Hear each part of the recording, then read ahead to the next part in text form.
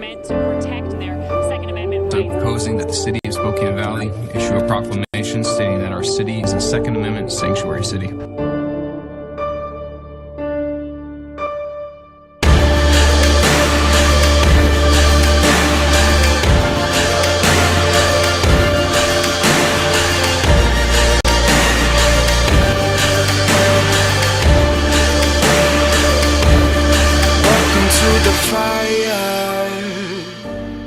Welcome to the fire.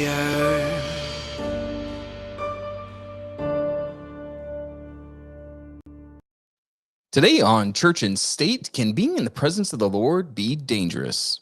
And Church and State is now an affiliate of the Constitution Party, and we are going to give you details on that. Hello, Christian Patriots, and welcome to Church and State, where we strive to plug you into the pew and plug you into politics. I'm your host, Caleb Collier. With me, as always, Pastor Gabe Blomgren. There we go. I wanted to see how long you'd let me wait. Yeah. No, I'm really actually excited about this show. We're going to jump right into the Constitution Party because that will go hand in hand with pushing people to our website and everything like that. But you're not going to want to miss the discussion that Gabe and I are about to have on a apparently controversial question. Yeah, So it depends upon what slant you take. Like, I'm trying to get to the bottom of where he's going with this, and but it's not a clickbait. It's not a clickbait statement. God's presence, is it dangerous? Is being in His presence dangerous? We're gonna get to the bottom of that. We're gonna find some places in scriptures where He definitely did some stuff that's resembling. Do you remember that scene in the Raiders of the Lost Ark? yeah, I love that. I love that face melt. The face Gave melting. kids nightmares.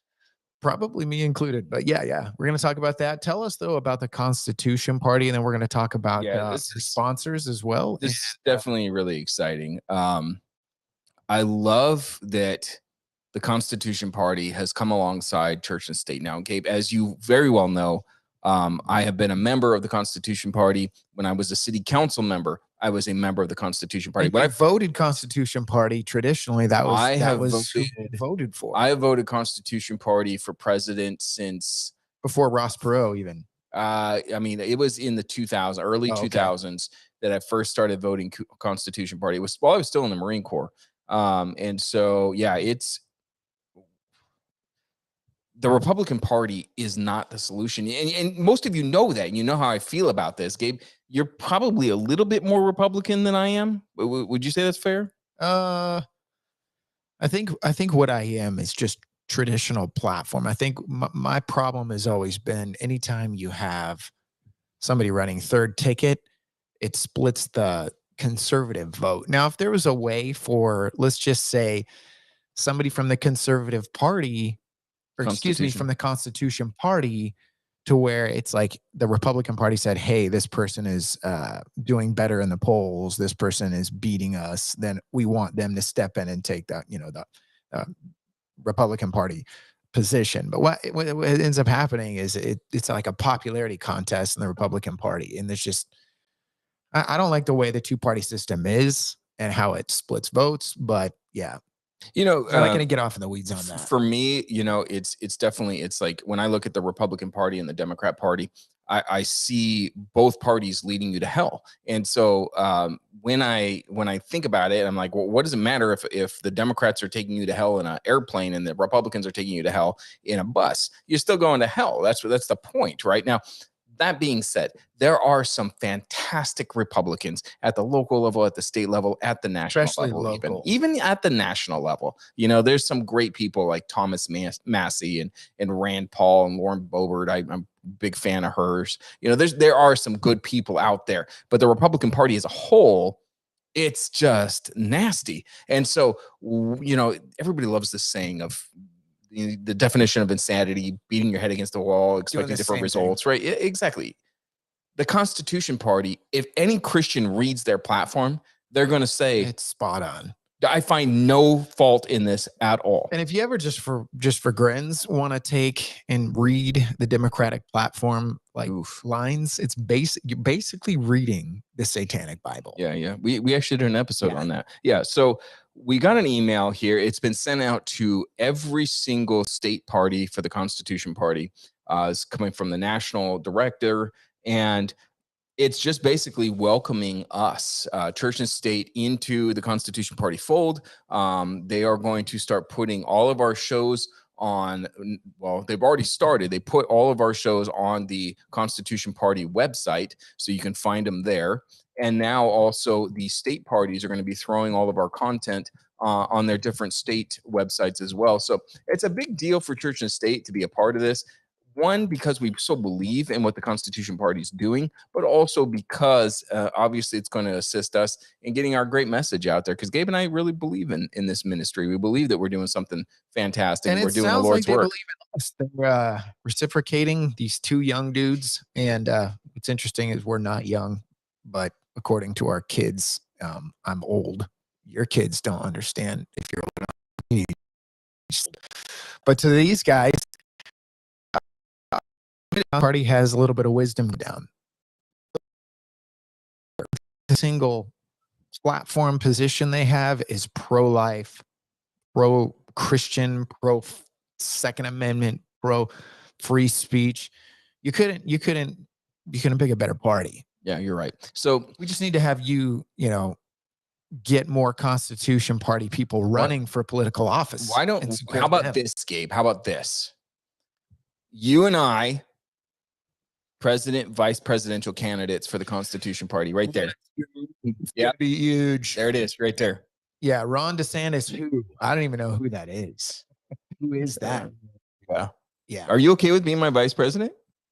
I think I know have a more high the Constitution more. Being assassinated, so you have to watch out. You know what? That's not nice at all. Well, that's a good segue into God killing people. Like so, just peeking out from behind you. Yeah, you're not very nice to me. That's a good segue right there. I just really I set you up with a T. I'm kind of angry at you right now. I don't know about this. Yeah. Yeah. No. You might have to watch your back. Now, I do think if 2024 plays itself out, do you think that right now we are on any type of course whatsoever to even have a 2024 election? Between 100%. Yeah, we're gonna have a 2024 election. Okay, everyone, let's see it through. The pandemic's not coming till 2025. They've scheduled it already. Event 202. 202. Yeah. Bill Gates and Event 202. Yeah, no, that's everything that I'm seeing. And I've got some contacts and I listen to some pretty amazing people. But yeah, no, 2025 is supposedly the next pandemic. But yeah, inflation will probably decrease unless they just don't care and the fraud is just so rampant that they don't care what the Americans think about the election process. But yeah, if they want to take 2024 for not Biden, but whoever their puppet is, yeah, inflation should go down. But then yeah, we'll have another pandemic. So, well, let's talk about our sponsors just for a second. We're going to get into the depths on our conversation. We're going to talk about, is God's presence dangerous? But before we get there, or can it be? Yes. Okay. Let's talk about the sponsors. What kind of thing? You've been asking me over and over. Who's your favorite? To me, I'm always going to send my money to Mike Lindell. The dude he's the payback. The majority of our funds that we raise have been through My Pillow. And those of you who haven't got one, or either haven't got the Giza sheets or you haven't got the towels are killer. They actually absorb. My wife bought these towels that those polyester garbage. Oh, I hate those. And they don't absorb. So you're like literally drying. You're wiping water like just different locations. They're terrible. If you church and state, or excuse me, if you go to what can I think? mypillow.com. You got to use the promo code Church and State. But if you just go to churchandstate.media and click on it, it'll take you immediately to it. And there's the promo code right there. My Pillow 2.0. Oh, yeah. There's Mike Lindell with his cross. Free gift. Hey, yeah. No, Mike Lindell pours so much money into supporting podcasters like ourselves. So, yeah. They got children's Bible story pillow. It'd be fun. That's cool. Yeah. I still want to do a My pillow fight, like just randomly. And I want to do a My Pillow silencer with a handgun. Oh, yeah. Let's do that. That'd be fun, too. All right. All right. Yes. Thank you. Also, if you want to get a hold of us, Church and State 1776 at proton.me. All right. I posted a question on Facebook yesterday. Gabe, I like controversial things. And for me, I am an inquisitive person by nature.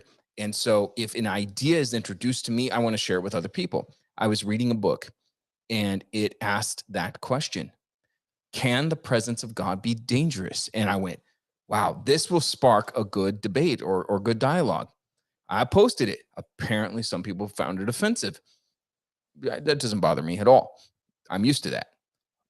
But it is an interesting question to bring to the audience as well, beyond just a Facebook audience.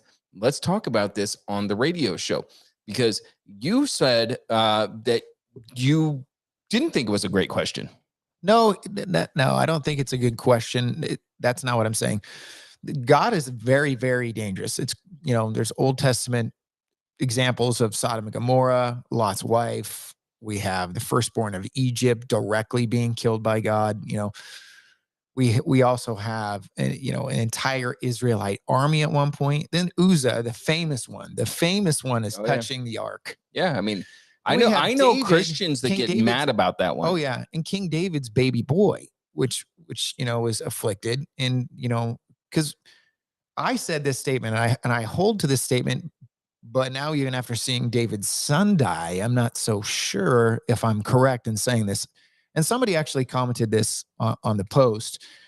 The only time God's presence is dangerous is when you're in sin. And I thought about that and I was like, yeah, that's actually a really good answer. But we just found out right now, David's child was killed by God, infected, or died of a disease, and it was innocent. So I still feel like New Covenant examples, Ananias and Sapphira, that one for sure. And we see, God's power and a holy hush came over all of the early church because they're like, hey, God's around. I almost feel like I need that. That's missing. But I thought your post or your question was directed at more like, hey, is Bethel Church dangerous? Because that's not at all what I meant. Is the like, I don't believe the NAR exists. I believe it's a nebulous term. I think it's like, until anyone says, hey, I'm part of the NAR, I think it's kind of just a nebulous term. So I thought you were inferring, hey, is Bethel dangerous? Because that's a lot of people are putting that out there. Bethel's dangerous. Can we back that up? Yeah. Because this is such an interesting statement to me. Yeah. And, we're going to disagree on some stuff today. But a Marxist would say that Marxism is a nebulous term, right? They would say, no. I'm not a Marxist. That's a nebulous term. It's just propaganda from the far right. Right? I find it difficult to believe that you would, because I know that you fight Marxists. I know that you fight Satanists and the Illuminati. That's another one, right? The New World Order or the globalists or the elitists or whatever you want to call them. They would say they don't really exist. Yeah. Well, because nobody says that it exists. This way. Tell me if this sounds better. The NAR is an organization that's not an organization. It's a title. So I guess it's not a nebulous term. It's not a self-described title. So it's Wagner's the one who coined it. Yeah. C. Peter Wagner coined the term. Yes. New Apostolic Reformation. But there's no church gathering where they're like, hey, we have a yearly conference. For the We're going to sit down. No. Like there's a Pentecostal church conference. There is a Baptist church conference. No, but there is a Bethel church conference, but there's no NAR conference. But there is NAR theology. Like you can see, like this is what the NAR taught. But it's only NAR theology that somebody who will say this is your theology. So Mike nobody Winger, will ever say, Mike hey, this is my theology. Mike Winger is fantastic. I love him. I've seen his podcast. He's got a great podcast. Yeah. But he said, okay, fine. If they don't want to acknowledge that there is an NAR, call it the Modern Signs and Wonders. Call it whatever you want. But there is a group of people who follow a specific theology, and you can call that whatever it is, whatever you want it to be. But it is that the 7 mountain mandates. It's that dominion. I mean, there is something there. It does exist. And there's also within the same community of people, which I'm one who believes in the 7 mountain mandate. But here's the kicker. I don't believe that Jesus can be held back from coming if we don't take over these mountains, which a few examples of the mountains are like the entertainment industry, which, man, had we not done the whole, hallelujah, by and by, Jesus is coming back and actually put our foot in the entertainment industry, we probably have better influence over Hollywood right now, but we all step back. Anyway, I love movies now. The Chosen is phenomenal. The Chosen is exploding. So we're seeing that mountain be regained, but Jesus can come back at any time. Now that's where it gets, there is a group of people. Once again, I don't know who they are, but I know that there's some people out there who believe that, like, God there cannot is. come until we get our foothold into government, politics. We already have our foot in family. That's one of the mountains. But technology, until we have Elon Musk type of influence that Jesus can't come back, that's absurd. No, I agree with you. So we did get a little bit off subject, but let's return back to this. So the reason why I posted this, I was actually reading, this is going to be interesting for a lot of the audience because they know my feelings on this, but I was reading a book by Michael Brown, Dr. Michael Brown. This is actually, it's an older book. It's before he even had the doctor title, but this is a guy that is actually kind of inside of that NAR camp. Right. He's actually come to the kind of the defense of Bethel Church a little bit. He's definitely different. Michael Brown is way more of a theologian than Bill Johnson, in my opinion, when you listen to him break down scripture. But yeah, he's probably, I would say, if the NAR had a camp, he would be in that camp. Yeah. So he asked the question in this book, and I found it fascinating. And then he lays out some examples of this. So, right. So when we see the ordination process with Aaron and his 4 sons, right, this was a big deal. It took 7 days to go through the entire process. They were not allowed to leave the courtyard of the tabernacle for 7 days, lest they be unclean. Right. And there's blood, there's oil. I mean, there's all sorts of things that are going on during this process. And then finally, they come out before the people. And now we have 5 priests before the Lord. And there is massive celebration by the people. I mean, think of the amount of joy that you would see here, Gabe. Right. Your first 5 priests, right? They're getting ordained. And then the future of the Levitical priesthood right there. Right there. That's it. That's the inception of it. And then right after, right? So they just went through this massive process before the Lord. And literally 2 of his sons, Nadab and Abihu, if I'm saying those wrong, correct me, but that's how I'm reading it. Abihu, okay. Took their censers, put fire in them, and added incense, and they offered unauthorized fire before the Lord, contrary to his command. And fire came out of the presence of the Lord and consumed them. And then Aaron has to continue to worship the Lord, right? Like Moses has to go to Aaron and be like, don't cry out. And you mentioned off camera, we talked about this Old Covenant, very, very awesome event. One day a year, the high priest would go in with the lamb, the blood of the lamb. Yeah. He'd go into the Holy of Holies one time a year, and he would pour on the blood over the mercy seat. But they would tie a rope to him. Yeah. They had to have a rope tied to him. If he messed up, he could be smited. He could be smited. If that doesn't well up some holy fear and just absolute respect for God, I don't know what would. But if he did it correct, this is also awesome. And this wasn't happening in King Herod's day because there was in the Holy of Holies no Ark of the Covenant. Yeah, but they would have a green glory cloud that would this presence of the Lord that was in there that he would see, and he would come out and you would hear him dancing on his way out, and the whole entire crowd of Jerusalem would be erupting in praise. We also have Moses, right? So he asked to see God. And what is God's response here? This is in Exodus, Gabe. He says, I will cause all my goodness to pass in front of you, and I will proclaim my name, the Lord, in your presence. But you cannot see my face, for no one may see me and live. Like, that is an awesome and powerful God that we serve, that if you even see his face, you're dead. Oh, yeah. Moses comes down off the mountain, and just him having the back of God is what theologians believe. The back of God is what Moses opened his eyes to see. He came down off the mountain with such a glowing radiance that all of Israel was creeped out, and they told him, hey, put something over your face. They had to cover him for 30 days. That's insane. That's crazy. And of course, Charlton Heston went prematurely gray from that point on. Yes. It's very funny.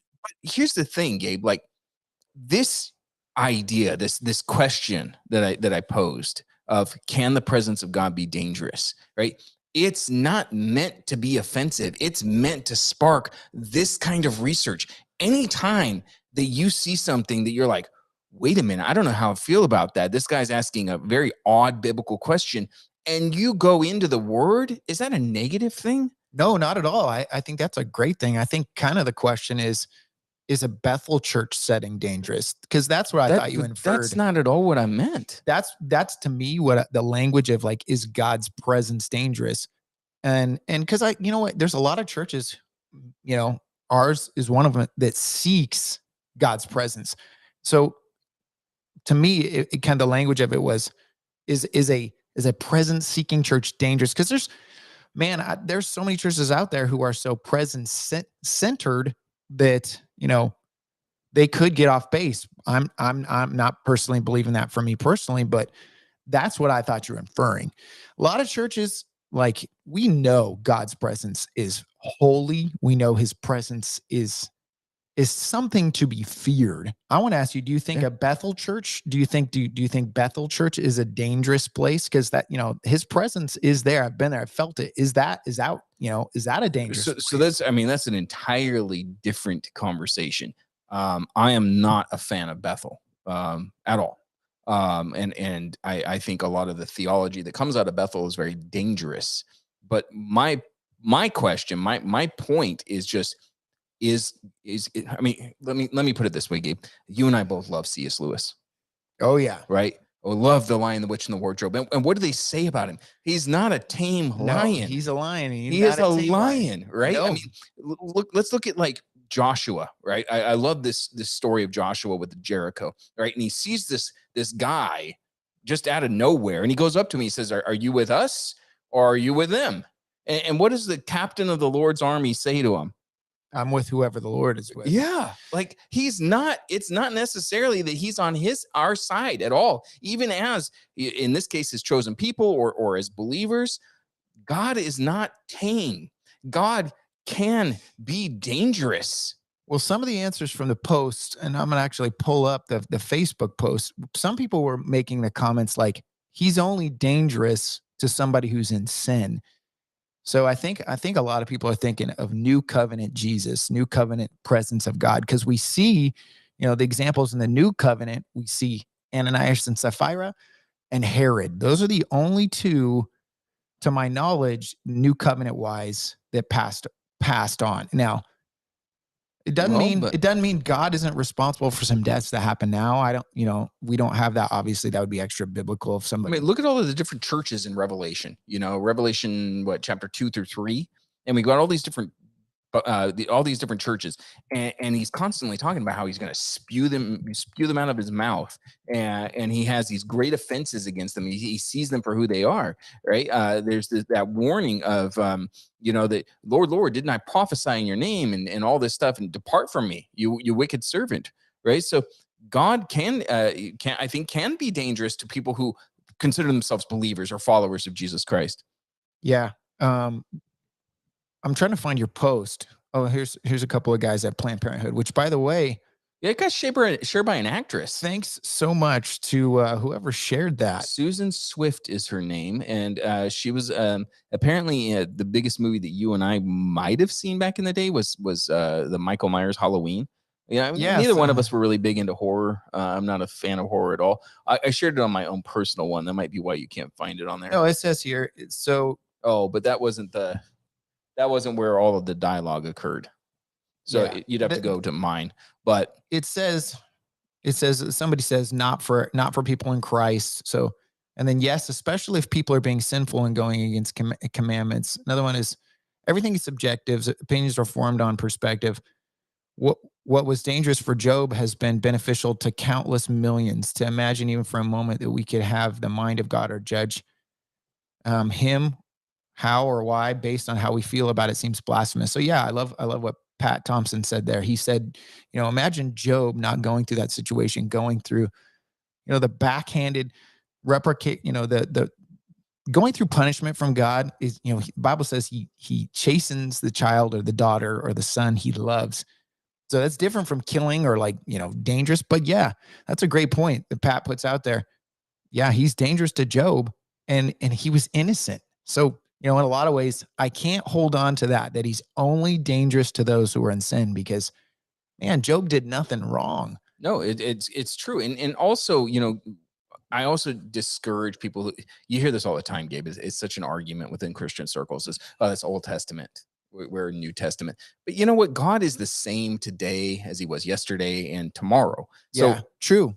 this is still the same God that we serve. Yeah. And for me personally, Gabe, I got to tell you, for me personally, it excites me that I serve a God who can be dangerous. Absolutely. And what's Like, interesting, that's all powerful. you also bring up he's the same God today, but I also see a lot of people saying, hey, miracles don't exist today. The position of apostolic mantle doesn't exist today. So I think I also like the reverse flip of that, because a lot of people like to say, hey, the things that Paul did, or the things that Peter did, or John did, which has been cool seeing John and Peter on The Chosen, do this, because it makes you realize these guys were just like us. They were flawed human beings. They didn't have all the answers. They didn't know everything, but yet God said, greater things that you shall do, and I don't think it stopped. So yeah, he's the same yesterday, today, and tomorrow, and his word is true. And that I like that actually, Gabe, because as you know, I'm not a cessationist, and I do believe in miracles, and I do believe in the gifts of the Spirit and the fruit of the Spirit. Even we can talk about apostles and prophets and things like that. Yes, okay, I am not in that camp that believes that all of those things went away. No. If God is the same today as he is yesterday and tomorrow, then yes, we can operate in those gifts. It's just, what is the reason why they don't occur in America? That's a whole nother show. And I want to do that. I want to have that conversation with you, Gabe, because I think we know some reasons why miracles aren't happening in America. I really do. Yeah, a lot of it is happening in different ways right now. We just, like, coming off of watching Out in Jesus' Name, blown away at the amount of miraculous things happening, which a lot of times it appears to be just sickness when it's something of a demonic influence. So very interesting. This has been a good show, man. Good conversation. Very good question. Can the presence of God be dangerous? We've established, I think, yes, very much so. It can be dangerous, even if you're innocent, even if you've never done anything wrong, man. Job didn't do anything wrong. Yeah. All right. Church and State is sponsored in part by the Constitution Party, empowering you to put faith into action. And with that, Church and State is out. God bless.